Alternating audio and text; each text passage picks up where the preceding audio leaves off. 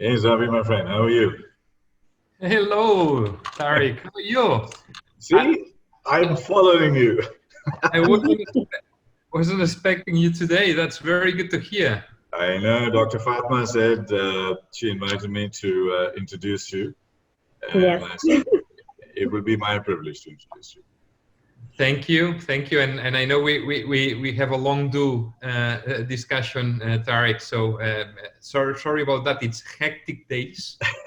I think Dr. Fatma, we're starting the new fiscal year, and these Yes. global companies, right? We are brutal at that, right? Especially at time of COVID, the situation that there's a lot of things that we need to put together, right? So very hectic days, but great to see that things are coming along. First of all, I would like to thank you so much for accepting to be our guest today. And I know the effort and the time and how hectic it is for you. And I really appreciate your presence with us. It's really great, and we are honored to have you today. Thank you very much. It's really my pleasure. It means a lot. It means a lot to me and to the society, the AI society, and everybody who is attending today with us. Thank you very much.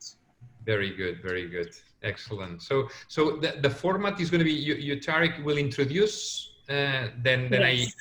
I cover maybe Dr. Fatma. I have like 20 minutes slides the ones that I share with you, right? So should I share my screen, or you're going to be sharing the slides? How do you want to go? You should share your screen. Okay, so I'll share my screen. Yes, very good. And then we can go for Q&A from the people, right? Yes, right. Very good, excellent. Let me just open the presentation then.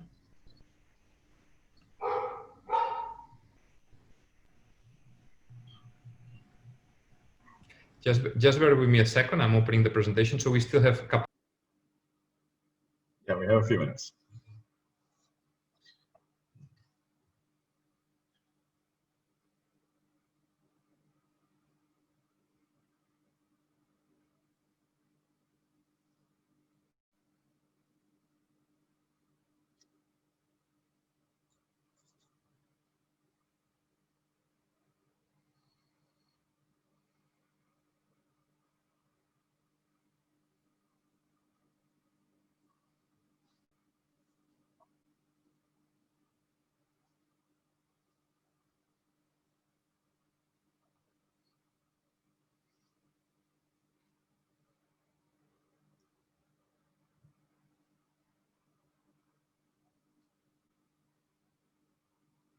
I'll be speaking day after tomorrow. Very good, Tariq. Yes. I'll be speaking on a topic that you would enjoy. I'll send you an excerpt I've done before on trust, on trust and ethics, which I will pressure you in the Q&A. There's a lot there, but I think this is where we need to get it right, especially on ethics. I think these days, especially days of COVID, we've seen an AI, the responsible AI and the accountability over what we do with it. It's so at the core of all the discussion. So a very, very good topic. And I call it the invisible glue. Keeps it all together. Yes, exactly. No, I like the topic a lot, by the way. Yes. Good. I'll send you a link of one of the things I've done before, so you'll enjoy that. I'm sure. Should I start preparing, or I wait for you to tell me when, right? I'll do the introduction. I'll introduce you. I'll introduce, obviously Dr. Fatma is there. We might say a few words, and then we'll transfer it to you to say a few words about yourself. Yes. And from your, rather than us just doing it, and then it's over to you to start sharing. Excellent. Very good. Looking forward. So how has been the kickoff of the event today, Dr. Fatma?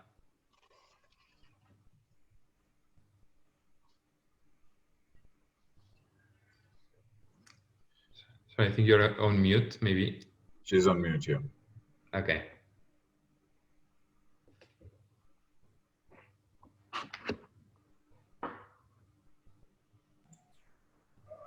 Yes, I'm with you right now. Thank you very much. You put me on mute. Very. No, I was saying how did the event started? Hope everything went well. Yeah, everything is perfect. So we're just waiting for you. So eager to hear your presentation and learn more about Accenture and what you have presented for us, going to present for us. Very good. Thank you very much. We are honored to have you again. It is our pleasure personally for me and our society as well. Welcome you, and we are very proud that you are joining us during this event. Thank you very much. Excellent. Thank you, Dr. Fatima. Thank you for that introduction to the AI Society and the wonderful, wonderful work that you guys are doing. And you're fundamentally changing the whole essence and the presence of artificial intelligence in Saudi Arabia. Actually, I don't even call it AI. I call it augmented intelligence as AI rather than artificial. So that is my definition of AI. But you know, we are going through exponential crisis. An exponential crisis needs an exponential response. Normal responses are not relevant anymore. So our wonderful guest today, and let me give a little backdrop before I introduce him. You know, the world that we are living in today is moving at such a rapid pace. Now, in the last 6 months or so, because of the COVID crisis, that rapid speed of transformation and the exponential growth and dynamics that were hitting us were fundamentally put on steroids. So in the last 10 years, the total change in e-commerce has been equaled in the previous 3 or 4 months. Satya Nadella, the Microsoft CEO, said a couple of months ago that more digital transformation and shift has happened in the previous 3 to 4 months of the COVID crisis than the previous 10 years. We have exactly the same with Zoom growing 20x during this period of time. And there are companies in e-commerce and so on who I would call anti-fragile companies have massively grown during this particular COVID crisis. So there are always opportunities within this. And at every great crisis, whether it was in the Dark Ages, in the medieval times, with the Black Death or Spanish flu or the Second World War, or even the financial crisis recently, after every single crisis, there was a huge response of great new opportunities. And this, to me, is the essence of what Xavier Anglada, Managing Director for Accenture, for strategy and consulting, the lead for Middle East, is going to talk about today. That innovation to me is a given. But I think beyond innovation, Xavier, we are looking at trust and ethics and empathy and really our mindsets, because the tool sets are all there. But how is the mindset shifting and where does it all come together? Xavier Anglada, I know him as a friend. We work together on some things, and we have a lot of values in common. And he comes together with experience of consulting, digital, data science, innovation, design, and he puts it all together to reimagine the future for all of you. And with these words, I'd like to welcome Xavier Anglada, Managing Director for Strategy and Consulting and the lead for the Middle East for Accenture. Xavier, over to you to inspire us and take us on a journey. Thank you. Thanks, Tariq, for the nice words. I don't know if I can deliver on those expectations. And thanks a lot for the AI Society and Dr. Fatima to have me joining this wonderful event. So, a quick background about myself. Look, I'm leading, as Tariq mentioned, strategy and consulting in Accenture in the region. And for a company that is a huge animal. We are a $45 billion company with over 500,000 employees. That 6 months back, we had one challenge one day. We need to give business, we help clients across all industries. And we said, overnight, we needed to continue to provide business continuity to our clients, some of them being the NHS, right? The healthcare agency. Business continuity at the time where we had to work all from home. So imagine how we needed to reinvent ourselves at times, completely unprecedented change, as you explained, Tariq. And for this, we've taken some learnings, and we've assessed how the world has changed, how people have pivoted on behaviors, on priorities in life. And I wanted to reflect today in the next few minutes around a bit about that. I'm going to share my screen, some slides to bring it forward. Let me see if I can share my screen.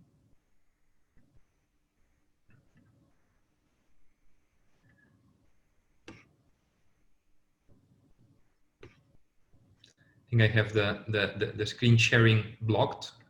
Maybe Dr. Fatma. I don't know if you can. Yeah, you're the host. You should be able to share. Okay, so it doesn't. It seems blocked for all the options. Yeah, I don't think I'm able to. I don't know if Dr. Fatma, can you share the deck from your side, please? Because I think it's blocked on my end. I don't know what for.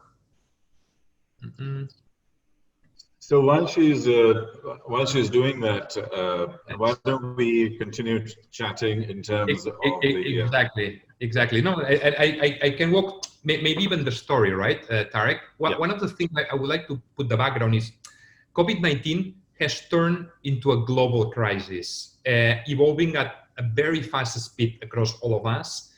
But then at that space, it brought back something we've forgotten, an universal imperative of people, of organizations, of companies to protect their people as the top priority, right? So we thought that Maslow, the bottom of the pyramid in Maslow, will no longer be relevant for all of us. The reality is that it's becoming not only relevant, but it's the main thing that is driving our life these days. So these have changed dramatically the human attitudes, the behaviors, and are forcing organizations to respond, because the reality is that no longer the same priorities before hold, right? And we've done a research globally, talking to clients from consumer business to business to business and so on. And we've captured 5 key human implications from the behaviors that are changing, right? And that are affecting us now, but will affect us next. And it's so important, and I'm going to link it to artificial intelligence and to technology, because you will see that we need to gear everything we do towards these changes, right? The first thing is what we call it the cost of confidence. And in the cost of confidence, basically, it's about, we've realized that pandemics are real, and they affect very deeply our life, right? So before we used to call it the black swans, right? Remember the black swans and so on. And the reality is that we're seeing that black swans are a reality. They happen. And not only they happen, that the reality is that we need to be ready for them. And we need to have plan B for these black swans. So confidence need to be reassessed, because these pandemics, and we've seen a few waves, there is maybe a second wave coming, and we're seeing it in some countries in Far East, as well in Europe, starting to suffer a second wave. There may be more waves coming here in the region as well. We see the spikes as well. This is one. The second one, we're seeing what we call it the virtual century. The acceleration, and you mentioned what Satya said a few weeks ago, the acceleration we've seen in of the last few weeks, months, we have not seen it before. And now our kids, and even now ourselves, say, if I can do something online, I will. And this is a big change. And I'm talking now at times where we need to take on our kids.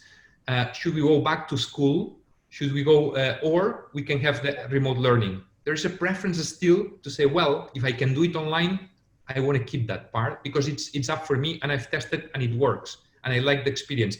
I want the physical experience. Not everything will remain, but everything has been tested that could go virtual and has ever faster joined into that space. Zavi, you're the host again now. Would you like to test your slides again yourself? Let me see. Yes. Let me see if I can share. Okay, sharing my screen. So it seems that it's giving just a second. Sorry. So while Zavi is talking about, he's setting himself up. These black swan events. It was a book written by Nassim Taleb, and he's written a very interesting book more recently called Antifragile, and it's about companies that are anti-fragile. So actually, they thrive on chaos as opposed to suffering from chaos. So companies like Amazon and all the ecosystems and platforms that are out there. The COVID crisis has actually made them, enabled them to thrive. And I think this is the interesting thing that when Zavi talks about plan B, the only plan B is to create an ecosystem and infrastructure that thrives when there is chaos. And I think that's something too. Zavi, you're... Thank you, yes. Definitely. Yes, we have you now with us. Yeah, very good. Totally. So I'll log out so that you are on the screen. I'll not log out. I'll go away on the video so you can take the show. All right, sir. Very good. Hopefully you can see my screen now and the slides. Can you? Yeah. Very good. So the next interesting thing is that every business is a health business today. So health is everyday preoccupation beyond anything we have ever seen before, right? And the reality is that people put priorities beyond work to the health of themselves and the family. So that's why, and it's, let me put an AI consequence here. So people is willing to share their data, to be able to apply AI to location-based, to be able to predict if I'm in a maybe COVID safe area, right? And this creates a complete different view about sharing your data, your location, your individuals. And this is a departure from the traditional, more careful view about data sharing. Another trend we're seeing in behaviors, and this is a global picture, right? Now people is cocooning. From being explorers, traveling the world, people finding a need to be back at home where they feel safe. And this is going to continue for a while. People, it will take a while to bridge the situation of feeling safe, because the reality is that pandemic is a global impact, right? And last but not least of the trends is authority is reinvented. So there's going to be governments are taking all types of measures. No one was ready for COVID. So we're seeing authorities that are taking one way, authorities are taking another way, but there's going to be a lot of scrutiny, a lot of inputs around who has got it right? And we need to make sure that we, the brands, our brands and our companies really understand that we're being assessed by the clients. If we're moving fast, if we're helping our customers to get attached to us, to reinventing how we do the work, that will give us brand relevance and will prevail. Otherwise, we may be challenged. And this is important to understand, because the reality, and this is as well a massive survey we've done globally, the basic, the focus of the what is priority has dramatically changed in individuals, right? We say what before were basic needs have increased dramatically to top 1, top 3 priorities, and what is maybe self-fulfillment ones has decreased. And on the other side, this has very much impacted a lot industries.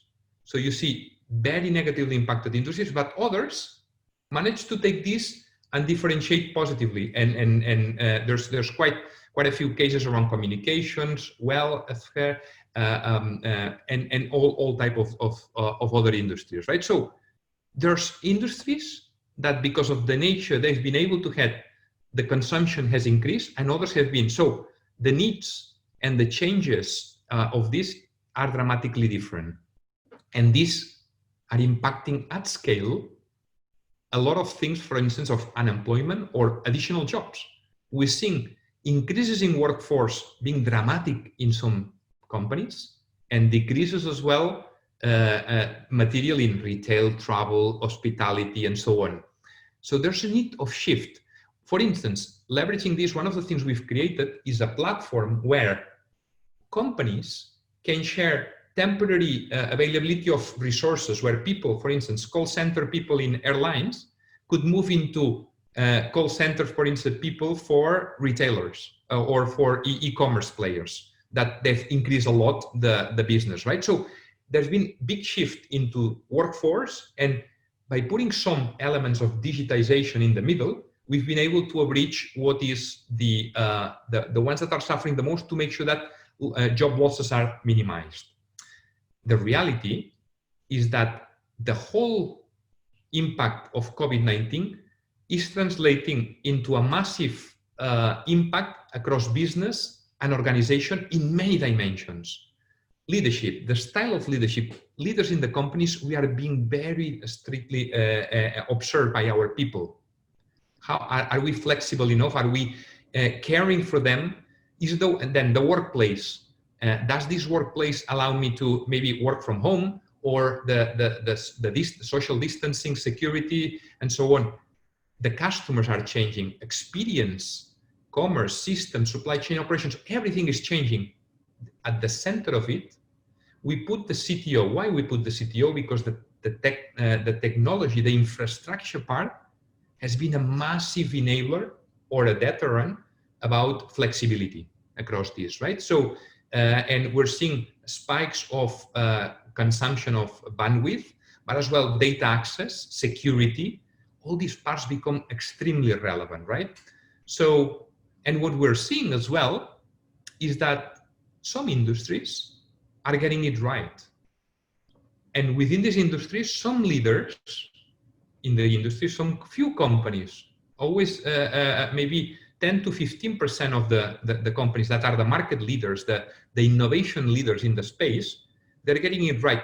But the average of the industry, because they were not ready on access to cloud, data-driven company, security, and many more, incorporation of AI at the core, they're suffering. Retail, we're seeing a significant challenge across, and this is a global perspective, right? Massive impact on retail about what the future is. So now, seeing this, what we're seeing is 6 building blocks that companies need to get and organizations need to get right. One is making sure that the workplace is elastic and is digital profoundly, meaning elastic means that scale up and down in size. So challenge for real estate commercial builders, because the reality is that now the space is being put into questioning. But on the other side, to protect the people, we want to make sure that we have a virtual equipment office that can be quickly moved away from the traditional work, but eventually we'll need to be back to work quickly as well. So how do we go back to work? So all this needs elasticity at the core. Hyper automation. So it's very important that as we're at times that some areas will require still on the ground intervention, we automate as much as possible. And it's so AI, ML, and so on allows for massive automation on many dimensions across companies. So it's very important an AI footprint in the company review. Always, as my good friend Tariq will say, with the responsible angle of AI, right? So to make sure that there is a sustainability on this. Third, about the architecture, our system architecture and so on needs to be future-proof. So it needs to be able to withstand all these spike of demand. And of course, to do that, the best way to flex it from high to low consumption to high consumption again, we are strong supporters and drivers of the journey to cloud, on adopting cloud at scale and at speed. Because the reality is that cloud is a fantastic way to flex our usage of the resources, but as well on the innovation, because the hyperscalers, what we call the Google, the Amazon, the Alibabas, and so on, they are extremely effective at innovating ways to do cloud computing, all types of optimization in the cloud that allows the business to do the same things at a significant lower cost and bringing innovation on new ways to do it better, much quicker. And of course, last but not least, service continuity. It's extremely important that we adapt the way we provide services, right? Now, what I wanted to take you is through a few inputs about why innovation is the answer for this, because it's a massive change. And there are a few dimensions that I wanted to walk through you. And I'm gonna take you through these 5 themes that I think are critical in our point of view from Accenture for the future-ready company. First and foremost, AI, the I in the experience, right? So the reality is that we are seeing that the enterprise has to start building personalized, interactive, and shared virtual experiences and communities are the ones, the enterprises that have done this, that they've put AI and with a lot of interactivity, are the ones that will carry more success into the future. In the short term, we believe people are changing and enterprises should adapt, should personalize their strategies to keep up, right? And but in the long run, we believe that the experiences will be further transformed, right? So, and we're seeing soaring demand in digital experiences. What people learn in one business, in one industry, for instance, that we call it the Uberization of the economy, right?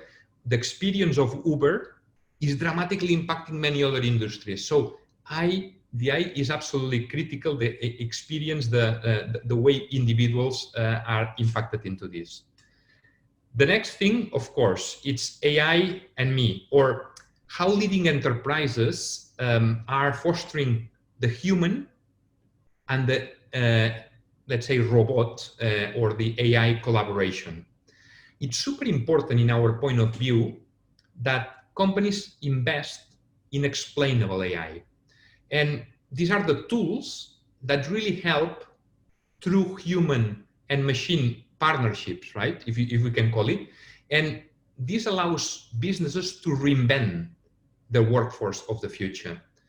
And the reality, well, let me put an example that I think are quite clear on this. So the workforces, the individuals, the human, ourselves, are in desperate need of augmentation. And let me put an example. So what we're seeing today in the human plus AI collaboration is the fight to get the race to find a COVID vaccine, right? So we're seeing a lot more collaboration of first pharmaceutical companies, individuals, but as well algorithms to identify the best combination of all the samples we have that can give the right answer to a vaccine, right? And but the reality is that in the long run, I'm going to take a study we did last year in 2019, that one of the top roadblocks of a scaling technology is the lack of employee adoption. So it's super important that the companies have really a push to onboard AI much more into use cases of how the machine and the individual collaborate and create the next frontier, right? Let me go to the next one. We call it the dilemmas of a smart thing, right? So the reality is that we're seeing a smart. So we are surrounded, but by robots and by smart things. But the reality is that they're constantly outdated. So that's why some of them do not progress. So we believe that there's a need of, instead of leaving the beta burden, I think we are in a moment that everything is in beta format. A lot of these new technologies have not really scaled yet. So it's time for many of these let's say tests to really be taken out of the market and basically focus on the ones that really have the potential to scale. So many robotic devices, and we're talking about manufacturing. And I was talking the other day to a global leader on Hewlett-Packard that they developed, and they repurposed completely manufacturing lines to develop ventilators, right? So they were 3D printing other things, and they said, well, let's redefine it and let's create. So they repurpose completely the lines to create the new things. So, and they have been able to scale. It's extremely important that all this is aligned to what is relevant at every moment, right? Robots in the wild is the next thing. We're seeing, I think we've not seen trends scaling so quickly as the robots, right? As social distance becomes the new normal, we're seeing robots moving from controlled environments to really uncontrolled, right? So in many industries, it's really the new normal. And we're seeing governments and industries looking for more contactless solutions that can be completely automated and so on. And for us, in the short term, we're seeing robots taking more new responsibilities during the pandemic. So of course, these robots have a strong, deep data, AI, purpose-focused activities. And we're seeing more and more robots being taken as frontline workers, helping to fight the virus. We're helping, and so on, right? In the long run, we're seeing more and more that the pandemic will make us be stronger thinkers about, let's think about robots and automation at the core of many functions. Can be in hospitals, because this is there's use cases being implemented at scale on this. It can be in manufacturing, can be in customer service and so on, right? And this is no longer science fiction. This is happening today, and we're seeing cases are out there. So it's extremely relevant what's happening with robots. And last but not least, and I would like to close with the innovation DNA, right? Which basically we try to explore different areas of innovation. First, innovation on mature technologies, scientific advantage, and what we call it dark technologies. Dark is distributed ledgers, so everything related to blockchain, artificial intelligence, extended reality, and quantum computing as well, right? So everything related to those type of innovations are really getting a step change as we speak this day. Then we believe that companies and organizations need to embrace them as the new normal, or the never normal, by the way, because the reality is innovation is a process that you start but you never finish. It's just a new way of thinking. It's a DNA that's really at the core. So we believe that this is absolutely paramount for the future of organizations. The same way we as individuals have reinvented ourselves from 6-9 months ago of what we were doing to what we're doing now in a confined environment and so on, innovation needs to be at the core of every organization. And it needs to be innovation with purpose, as I have here in the background.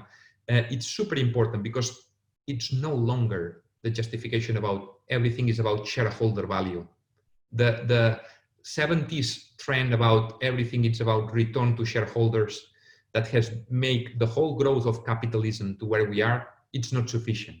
We need a sustainable world, and for that, the DNA of the organization needs to bring the purpose, needs to bring the sustainability.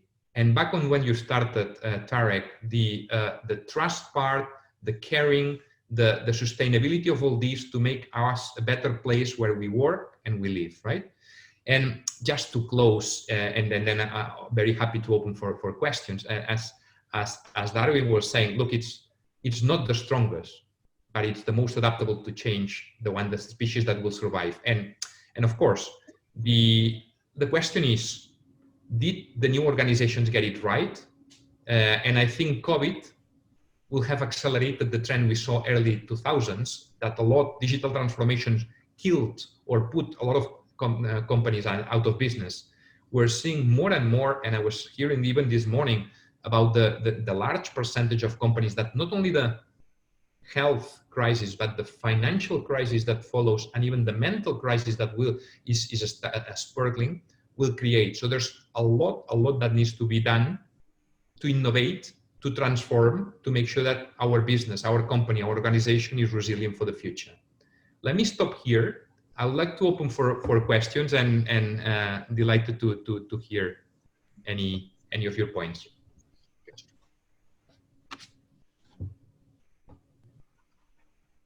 Thank you, Xavi, for those insights. A lot of fresh ideas, and so it's very current. So thank you for helping us with that.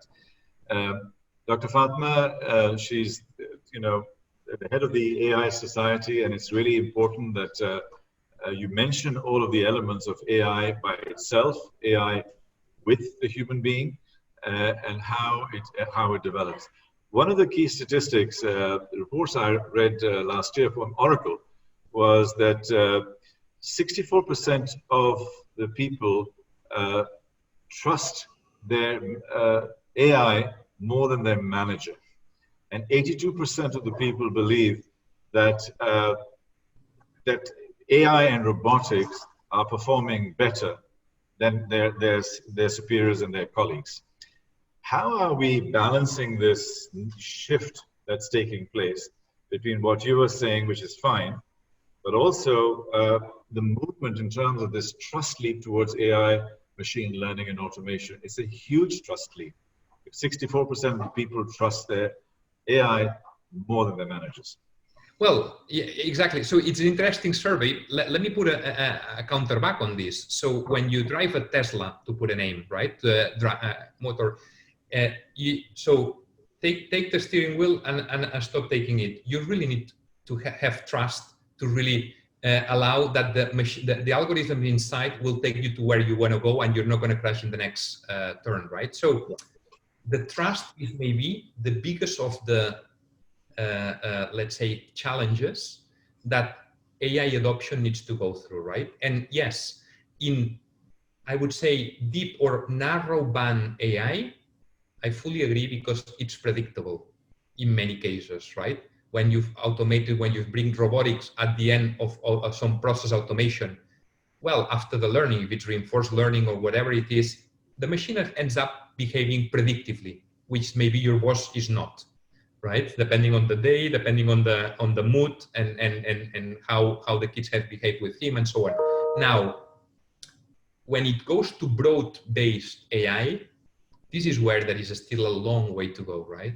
So because the reality is that I think there's a lot to go. Then set all that to your point, I think organizations, when adopting AI, is not only about adopting and automating, but as well creating a code of conduct and a code of accountability over this. So if I'm an engineer that I program a robot to give loans to individuals, I need to be extremely careful not to bias, or to make sure that the data is not biased to give loans to specific and to discriminate others. Or if I select, and there is a case of Amazon themselves, right? Amazon for many years analyzed all the resumes, all the CVs that they received to help them make better recruitment decisions. And because they used the population they had of employees of Amazon, which was very skewed. White Americans, senior, male, and so on. The AI learned from that, and then there was super skewed on gender diversity in terms of racial difference. So all those. So these are why the accountability on AI is so relevant, and you need the right processes to test the data to make sure that and that the algorithms do not make biased outputs. Dr. Fatima, do we want to take questions from the audience, or shall I ask a couple more questions? I think yes, if there is anybody who would like to ask a question, he's more than welcome. Okay, so ladies and gentlemen, whoever else is there who would like to ask a question, please raise your hand, and then we will unmute you, and then you'll be able to ask Xavi and Anjlada a question directly. So why don't you think of your question? In the meantime, Dr. Fatima, just tell us a little bit about, the impact work that you are doing with the AI Society and all of the shifts that you are bringing in, which is quite amazing. And you're doing it, almost single-handedly in this environment. Can you share some of those challenges and how can companies like Accenture help to bridge that gap for you to make AI and the adoption of AI a successful journey? Oh, thank you very much. This is a very important question. First of all, it's great, of course, and it is our honor to have Xavi here with us today. And I think there is great opportunity for the society to learn a lot from Accenture, how they are expanding their work throughout the world. Also, one of our activities in the society is related to research, development, and innovation. So I think we fit together here.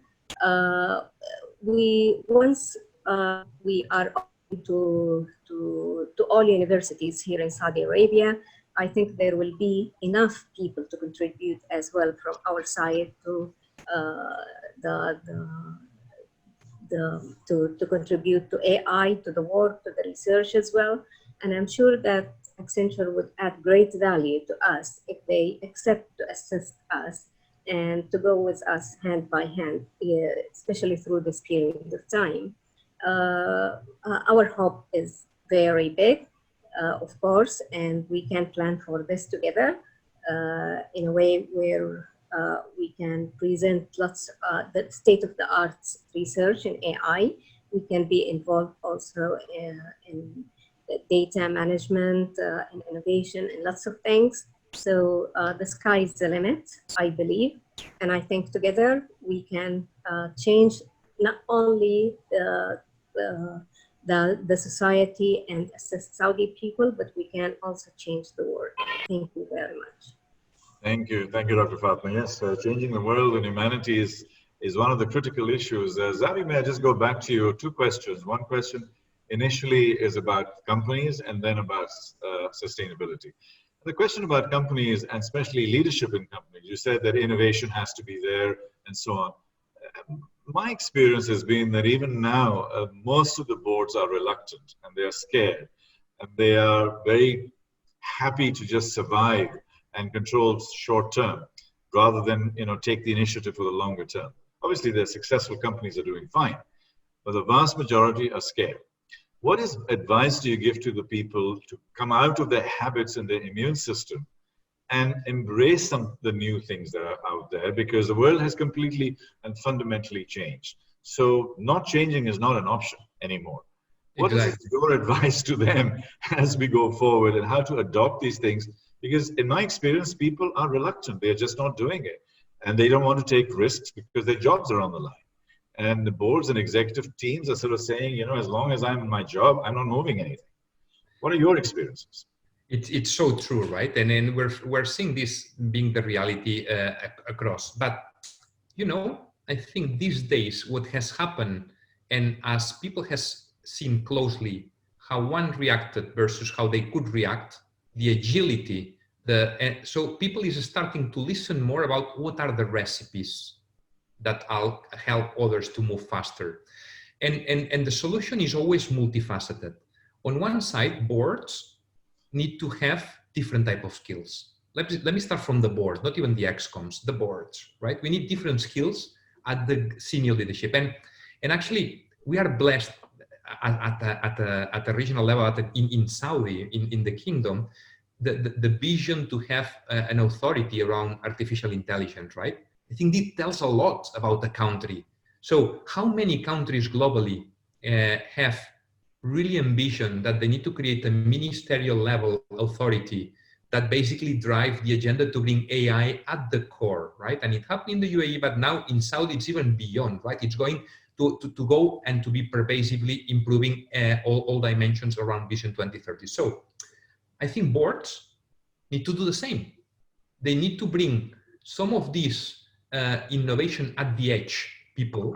And I'm saying at the edge because you put it in the middle, as you said, I think the DNA or the immune system will kill it, right? So, but you put some outsiders in the board that help, and maybe it's younger people. And I think there's a few examples that maybe you can explain, Tariq, yourself, but there's ways to involve, put new type of skills, new lateral thinking in the board. Then there needs to be a program that the board needs to ask the companies to put in the plan relevant activities around rotating, pivoting the traditional and making it more resilient. And this is not, as you said, it's not an option. Maybe the discussion is if it's today or next year, but it's not an option. If you want to be in business, if you want to be relevant, there's no way you need to bring the digital technologies. And digital technologies is cloud as well. And I think one of the next frontiers for Saudi is the advent of public cloud. Because when you have public cloud and you have all the innovations, the billions of dollars that the Alibabas, the Microsoft, the Googles are investing in innovation at the edge, this will help transform companies in a much agile way, right? And this is coming. This is coming because it's coming in the region. It's a wave, nothing is happening, right? And I think this is one of the few regions in the world where you're going to see the East and the West colliding or bringing together. You're going to have the Alibabas, the Amazon, the Microsoft all together here. This is a great opportunity because innovation happens when there is disruption, right? Yes, indeed. My final question is regarding sustainability, and particularly at a time of crisis. It's actually very counterintuitive to talk about sustainability when you also have on the other side survival. And this survival sustainability tension that we are going through in the world at this point in time is a very interesting dichotomy. It's a very interesting thesis at this point in time. How do you balance that? And a final comment from you on that, and then we can wrap up.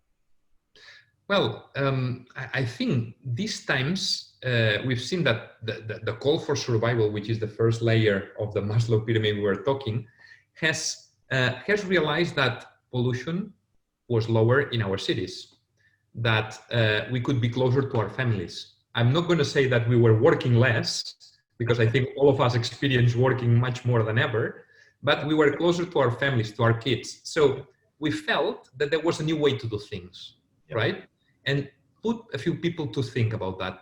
I believe that there is hope out of that, because it means that maybe the status quo that used to guide us in the past about it, everything it's about work and for now, the retrenching part and we maybe we see in a less polluted environment, maybe we see the advantages of being more with the family and the friends and keeping a bit this cocooning dimension that still keep us relevant to our core, right? So I think there is a hope in the frontier. And again, yes, infrastructure has made the difference to bring some of these services in less developed countries. But on the other side, the digitization and the availability of smartphones and data has dramatically improved and has accelerated these days. So I see it only positive that we'll take learnings and we're going to make our world a bit better after that, right? Because where have you seen pharmaceutical companies supporting each other or governments collaborating to find a vaccine? This didn't happen in the past. So I see more positive thinking going forward than maybe challenges, as you said, right? Sustainability is very relevant, but. Thank you, Xavi. I think, shifting mindsets is obviously more difficult. The two sets are available, but it's the mindsets and how we are engaging with that. I think that, and the emotions, the heart that you mentioned. Dr. Fatima, any final closing words from you for Xavi and then we'll ask Xavi to say his final words as a conclusion. Xavi, thank you very much for being with us. We are honored again, the society, the Saudi show, and everybody who is listening to us today and even in the future, because this is going to be broadcasted on YouTube and other social media. Thank you very much for assisting us and being with us. I'm so honored that you have attended the session, and we look forward for further cooperation with you and with Accenture. And we understand that we are little, but we're going to grow faster in AI, and we are able to make a change, not only in Saudi Arabia, but to the whole world. Thank you for being with us. Thank you, Tariq, again for handling this session, and the floor is yours. Thank you, Dr. Fatima. Final words from you, Xavi, to close and to inspire us to go into the future. Well, Yes, thanks for having me here, Dr. Fatma, Tariq, to lead this discussion. And I think lots of learnings about what we've experienced. And I think there is one final conclusion. We will never be changing as slow as today. Every day we're going to be changing faster. Means we need to adopt the technologies, the capabilities we have, and we need to do it responsibly, right? With a strong purpose to make sure that we help all the ecosystem, not only the shareholders, but as well the society, the employees, the governments, and so on, to make a better world. And it's in our hands. These days we've proved so, and hopefully we'll get out of this stronger. So looking forward to more discussions on this and to work this journey of AI to make it a massive transformation journey for the kingdom and then the society. Anjalaada, Managing Director from Accenture, thank you very much indeed, and thank you for your wisdom and your kind words. And Dr. Fatma, you're the leader. Over to you. Thank you very much, Tariq. Thank you again. Wish to see you again very soon in our next event, and we will be together, inshallah, building AI and for better future for the whole world. Thank you. Inshallah. Very good. Thank you so much, and see you soon. All the best. Bye. Thank you. Bye.